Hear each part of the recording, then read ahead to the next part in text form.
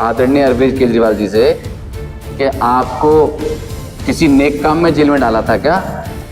भाई आपने गलत काम किए हैं, आपने भ्रष्टाचार किया है, आपने दारू घोटाला किया है। केजरीवाल जी, आप कितनी बड़ी नौटंकी कर लो, दिल्ली की जनता आपको जान चुकी है। आप एक सिर्फ नौटंकीबाज है। आप दिल्ली की जनता का कोई भला नहीं कर सकते। भला करने वाले के लिए कोई टाइम नहीं होता, कोई सत्ता की जरूरत नहीं होती। आपने एक बुजुर्ग आदमी को, अन्ना जी को धोखा दिया है आपने, और उसके बाद आपने पूरी दिल्ली की जनता को धोखा दिया है। पिछले 10 सालों में यहाँ से जो सिटिंग विधायक हैं, उन्होंने कोई ऐसा काम नहीं किया जो जनता उन्हें तीसरी बार रिपीट करेगी। सिटिंग विधायक को पता लग जाएगा और दिल्ली के बैठे हुए मुख्यमंत्री को पता लग जाएगा वोट कटवा कौन है और सत्ता में जाने वाला कौन है और सत्ता में कौन पहुंच रहा है, दिल्ली की जनता किसको बना रही है। मैं ओखला से भी लड़ सकता हूं, बदरपुर से भी लड़ सकता हूं और दिल्ली में किसी भी विधानसभा से लड़ता हूं, वो मेरा अधिकार है। नमस्कार साथियों, आज हम मौजूद हैं ओखला विधानसभा क्षेत्र के अंदर। दिल्ली के अंदर जो चुनावी माहौल पूरी तरह से गरमाया हुआ है और आज हम एक खास मुलाकात करने जा रहे हैं राष्ट्रवादी कांग्रेस पार्टी के उपाध्यक्ष और ओखला से कुछ ही घंटों पहले टिकट की घोषणा हुई है इमरान सैफी साहब से, और आज हम उनसे मिलकर समझने की कोशिश करेंगे कि ओखला विधानसभा एक चर्चित विधानसभाओं में गिनती होती है। चाहे ओखला की वजह से अमानत या अमानत का ओखला, क्या है इसका राज और क्यों इतनी ज्यादा ये चर्चा में रहा है, लेकिन राष्ट्रवादी कांग्रेस पार्टी ने भी ओखला विधानसभा की महत्वपूर्ण मानते हुए अपने दिग्गज यानी प्रदेश के उपाध्यक्ष को चुनावी मैदान में उतारा है। और आज हम खुद उनसे मिलकर समझने की कोशिश करेंगे कि 3,60,000 वोटों को समेटे हुए ये ओखला विधानसभा क्षेत्र है और किन मुद्दों को लेकर जनता के बीच जा रहे हैं। आज हम उनसे सीधी बात करते हैं।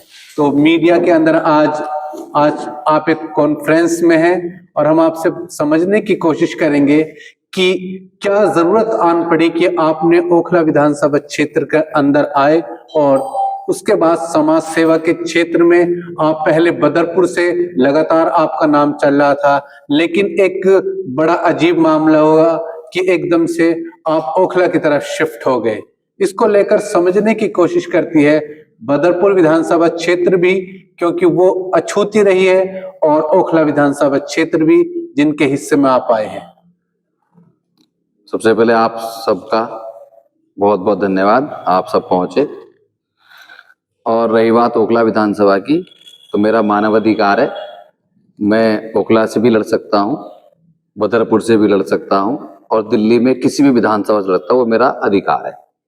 उसमें मुझे चुनाव आयोग ने परमिशन दी है, उसके लिए मेरे पे कोई पाबंदी नहीं है। और क्यों जरूरत आन पड़ी, यहाँ पर हमने पिछले दिनों जब दौरा किया था ओखला विधानसभा के अंदर, तो यहाँ के जो वोटर्स हैं, हमारी काफी एरियाओं में मुलाकातें हुई।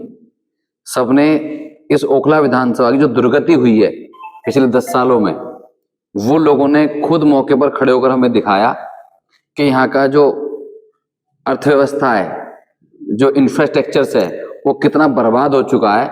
वो सारी चीज हमने देखी। तो जो बड़ी बड़ी बातें करने वाले यहाँ के ओखला विधानसभा के अंदर जो जनता के प्रतिनिधि बने हुए हैं या दिल्ली के मुख्यमंत्री हैं, इन लोगों ने पिछले 10 सालों में ऐसा कुछ नहीं करके दिखाया कि जनता इन्हें दोबारा से, मतलब तीसरी बार मौका दे। 2 बार दे के देख लिया जनता ने। अब जनता ने मन बना लिया है और जनता के ही बुलावे पर हम यहाँ पहुंचे हैं। अच्छा, पहला एक सवाल आपसे ये भी बनता है कि आप एनडीए के घटक दल हैं, तो अगर दिल्ली प्रदेश के अंदर एनसीपी और बीजेपी के बीच गठबंधन हो जाता है, तो आप क्या मानकर चल रहे हैं कि ओखला विधानसभा क्षेत्र किसके हिस्से में आता दिख रहा है आपको? देखिए, ये हमारे शीर्ष नेतृत्व का तब का मामला है। जो हमारे राष्ट्रीय नेता हैं या हमारे प्रदेश अध्यक्ष हैं, वो चीजें डिसाइड करेंगे। गठबंधन होगा नहीं होगा, वो 70 पे लड़ाएंगे नहीं लड़ाएंगे, वो शीर्ष नेतृत्व तय करेगा। हमें उन्होंने जिम्मेदारी दी है ओखला की, तो हम ओखला पे अपना जो भी मुलाकात का दौर है, लोगों का जो मान सम्मान है वो हमने शुरू कर दिया है। अच्छा, अभी संजीवनी योजना हो या फिर महिला सम्मान योजना, उसे विवादित बनाने की कोशिश की जा रही है। इस बहस में न पड़ते हुए दिल्ली के अंदर फ्री बस सेवा, दिल्ली के अंदर किसी हद तक फ्री एजुकेशन, हेल्थ का भी एक सेक्टर में फ्री, यहाँ लगातार एक सौगातों की बारिश हो रही है। उस बीच एनसीपी किन चीजों को लेकर दिल्ली प्रदेश में कूदी है?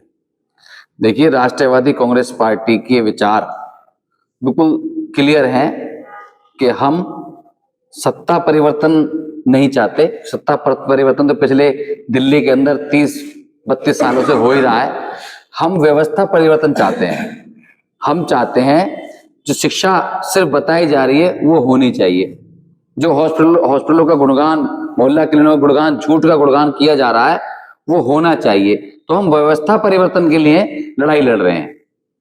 और ये जितनी भी आपने भी बताई चीजें, फ्री की रेवड़ी वाली या फ्री का लॉलीपॉप, चाहे वो 2100 को लेकर है, तो मैं आप लोगों के माध्यम से ये पूछना चाहता हूं कि सरकार पिछले 10 सालों से चल रही है, ये सारी चीजें चुनाव के वक्त ही क्यों? ये तो आपको पहले कर देनी चाहिए थी। जो दिल्ली में जो सरकार चलाने वाले लोग हैं इनको पहले कर देनी चाहिए थी, लेकिन ये चुनाव का इंतजार कर रहे थे। और चुनाव के इंतजार इसलिए कर रहे थे कि चुनाव में इनको कुछ इस बार नजर नहीं आ रहा। दिल्ली की जनता ने क्योंकि देख लिया 10 साल देकर कि इनसे एक सीवर जैसी व्यवस्था सही नहीं हुई, तो ये और क्या कर पाएंगे? हजारों करोड़ रुपए कैसे दे देंगे? 2100 रुपए से आप एक कैलकुलेशन कर लो।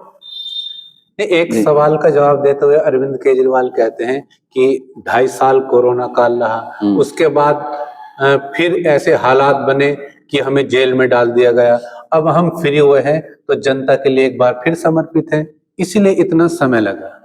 नहीं तो मैं आपके माध्यम से पूछना चाहता हूं आदरणीय अरविंद केजरीवाल जी से कि आपको किसी नेक काम में जेल में डाला था क्या?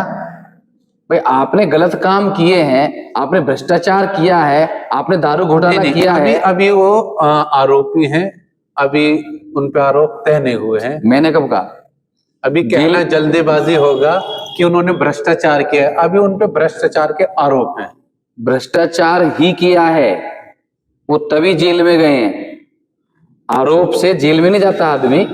जेल में तो वही जाता है जिसमें कुछ ना कुछ चीजें होती हैं। मैं तो नहीं गया जेल में, ये और लोग तो नहीं गए जेल में, और भी तो दुनिया भर के राजनीति करने वाले लोग हैं दिल्ली के अंदर। अरविंद केजरीवाल जी क्यों गए जेल में? कि उन्होंने घोटाले किए हैं, वो जनता के सामने सारी बातें।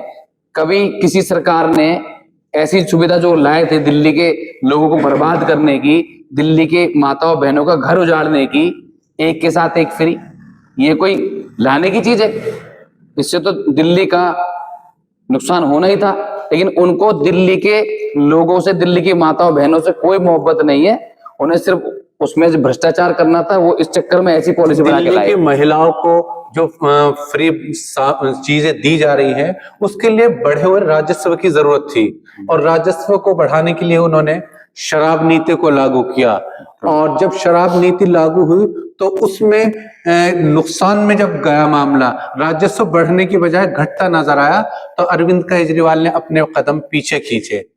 तो चूक हो जाती है। वो कहता है कि मैं कोई फरिश्ता नहीं हूं, कि मुझसे भी चूक हो सकती है, मैं भी इंसान हूं। तो उन्होंने स्वीकार की है गलती को, तो उसे फिर क्षमा मिलनी चाहिए, माफी मिलनी चाहिए आप लोगों की तरफ से। सिर्फ दारू रह गई थी, और भी बहुत सारी चीजें थी जिससे अर्थव्यवस्था सुधार सकते थे हम। क्योंकि जितना दारू का चलन है उतना ही दूध का भी चलन है इस देश में। उसकी प्लांट भी लग सकते थे, उसकी व्यवस्था बढ़ाई जा सकती थी, इनकम बढ़ाई जा सकती थी, और भी बहुत सारी कंपनियां लगाई जा सकती थी, औद्योगिकरण हो सकता था। लेकिन नहीं, उन्होंने दारू का ही क्यों किया? और भी तो बहुत सारे रास्ते थे। आज वो अपनी सफाई दे रहे हैं, गलती मान रहे हैं। ये सब एक प्रोपेगेंडा है, एक नौटंकी है। मैं आपके माध्यम से बताना चाहता हूं कि केजरीवाल जी, आप कितनी बड़ी नौटंकी कर लो, दिल्ली की जनता आपको जान चुकी है। आप एक सिर्फ नौटंकीबाज हैं। आप दिल्ली की जनता का कोई भला नहीं कर सकते। भला करने वाले के लिए कोई टाइम नहीं होता। कोई सत्ता की जरूरत नहीं होती। आपने एक बुजुर्ग आदमी को, अन्ना जी को धोखा दिया है आपने, और उसके बाद आपने पूरी दिल्ली की जनता को धोखा दिया है। अच्छा, लगातार ये आम आदमी के मुद्दों पर चर्चा चल रही है। आप प्रदेश स्तरीय नेता हैं, इसलिए जरूरी है कि प्रदेश लेवल की बात आपसे की जाए।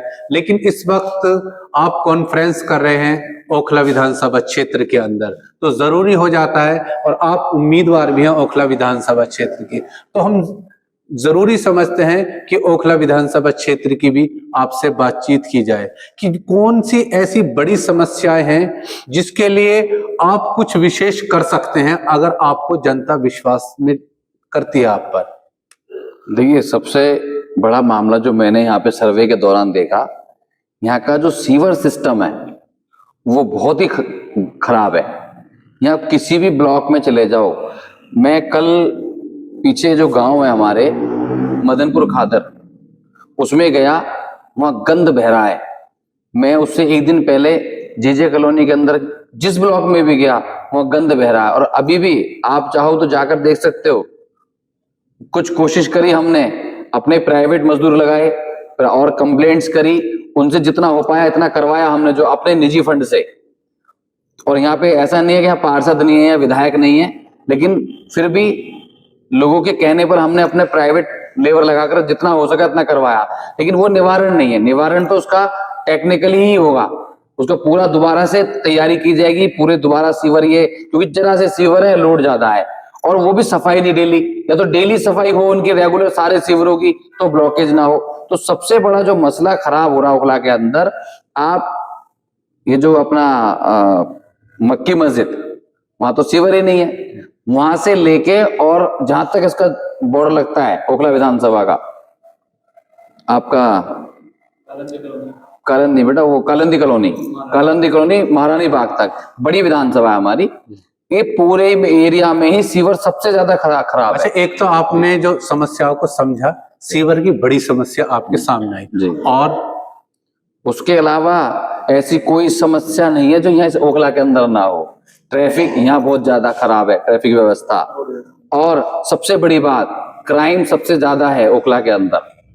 चाहे वो इस ओखला के किसी भी कॉलोनी में चले जाओ, क्राइम सबसे ज्यादा। अगर आप विधायक हो भी जाते हैं तो क्राइम के लिए कर क्या सकते हैं, क्योंकि केंद्र शासित प्रदेश है, तो जो आपके अंतर्गत काम आएंगे उन पर चर्चा होनी चाहिए। मैं केजरीवाल नहीं हूं, मेरा नाम है इमरान सैफी। हमको आरोप लगाने का खेल नहीं आता, हमें काम लेने का खेल आता है। जो केजरीवाल जी पिछले 10 सालों से ड्रामा करते चले आ रहे हैं, हमें वो करने की जरूरत नहीं है। हम आदरणीय दिल्ली के जो गवर्नर है एलजी साहब, उनसे बात करेंगे, उनके सपोर्ट से ये जो क्राइम सिस्टम चल रहा है दिल्ली का, इसे खत्म करने का काम करेंगे, आरोप नहीं लगाएंगे हम। अच्छा, यहाँ आप जानते हैं कि 70,000 वोटों के बड़े मार्जिन से यहाँ के मौजूदा एमएलए अमानतुल्लाह खान जीते थे। आप उनके बरअक्स खड़े हो रहे हैं, जनता आप पर कैसे विश्वास करे?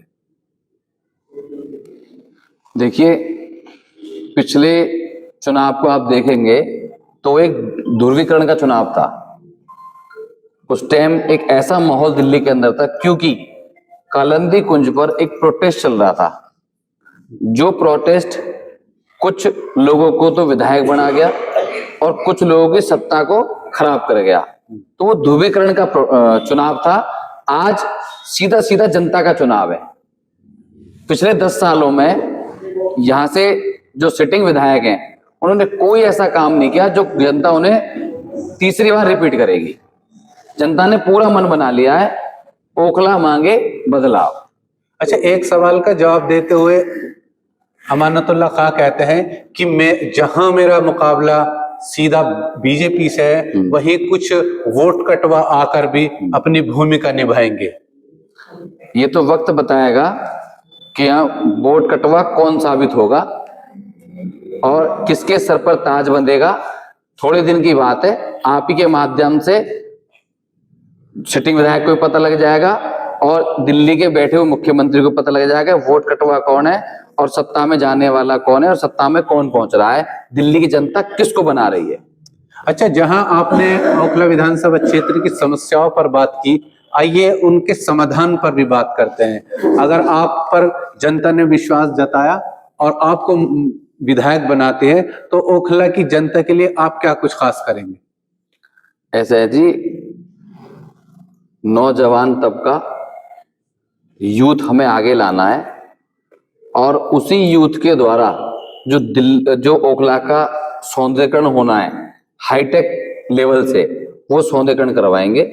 और जितने भी, चाहे हमें प्राइवेट कंपनियों का सहारा लेना पड़े या अच्छे इंटेलिजेंस का सहारा लेना पड़े, लेकिन जहां जो समस्या है, चाहे वो सीवर की है, पानी की है, मोहल्ला क्लिनिक की है, क्लिनिक्स की है, और ये खास करके जो स्कूल बनाकर खाली बिल्डिंग खड़ी कर दी है और मैं सिर्फ खाली वो व्हाइट वॉश कराकर उनको अपना श्रेय ले लिया है, उनके आप अंदर जाके देखिए, बच्चों के एडमिशन नहीं होते वहां पे, और बच्चों के लिए टीचरों की सुविधा नहीं है, सिर्फ बिल्डिंग तो खड़ी कर रखी है। और बिल्डिंग में भी जो कंस्ट्रक्शन मटेरियल है ना, वो इतना घटिया है कि उनकी छतें आज भी टपक रही हैं।